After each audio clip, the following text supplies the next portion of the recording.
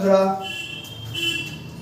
নমস্কার বন্ধুরা, আমি আপনাদের সামনে আরো একটি খুবই গুরুত্বপূর্ণ ভিডিও নিয়ে চলে আসলাম। আপনারা বারবার আমাকে জিজ্ঞেস করেছিলেন আমি এর আগে জব কার্ডের ভেরিফিকেশনের কি কি তথ্য লাগবে এবং জব কার্ডের ভেরিফিকেশন কি করে হচ্ছে সেটা ভিডিও দেওয়াতে অনেকে আমার কাছে জানতে চেয়েছিলেন। আমার তো জব কার্ড নেই, জব কার্ড বানাবো, নতুন করে করব, আমার জব কার্ড ডিলিট হয়ে গেছে, আমার জব কার্ড হারিয়ে গেছে ইত্যাদি সংক্রান্ত তথ্যগুলো প্রশ্নগুলোর জন্য আপনারা আমাকে করেছিলেন কিভাবে করব। আমি তার জন্য একটা ভিডিও নিয়ে আসলাম এবং সেই সংক্রান্ত খবরও চলে এসেছে। নতুন জব কার্ড কি করে করবেন, ডিলিট হয়ে গেছে জব কার্ড, তাহলে কিভাবে সেটা ঠিক করবেন।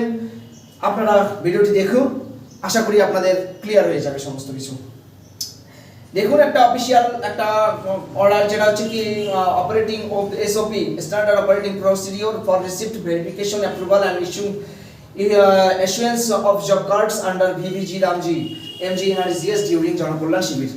এক কিছু নয়, জনকল্যাণ শিবিরে জব কার্ডের নতুন করে আবেদন হবে, জনকল্যাণ শিবিরে নতুন করে জব কার্ড বানানো যাবে, জনকল্যাণ শিবিরে জব কার্ডের যাবতীয় সমস্যাগুলোর সমাধান করা যাবে। কি বলেছে?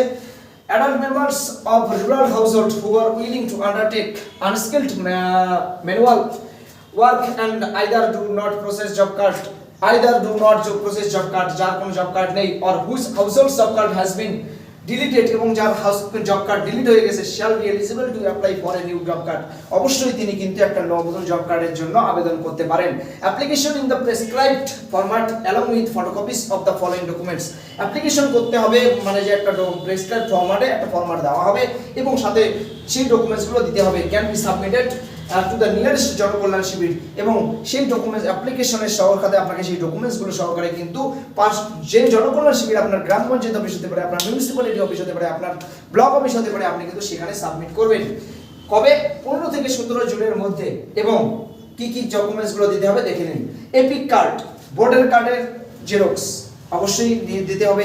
এখানে কিন্তু অবশ্যই যাদের ডিলিট হয়ে গেছে তাদের কিন্তু হবে না, যাদের সিএ এর আন্ডারে আছে তাদের বিবেচিত হবে। তো এখানে কিন্তু অবশ্যই নতুন আপডেটেড ভোটার কার্ডটা দেখে নেওয়া হবে এবং আপডেটেড ভোটার কার্ডটা নাম্বার দিবেন। আধার কার্ড অবশ্যই আপডেটেড করবেন এবং মোবাইল নাম্বার লিংক থাকবেন। Bank account, passbook, account details, bank account থাকতে হবে এবং অবশ্যই কিন্তু ডিবিটি লিংক করাবেন।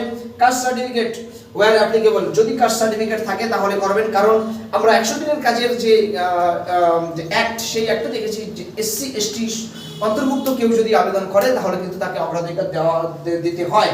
Photographs of all family member এবং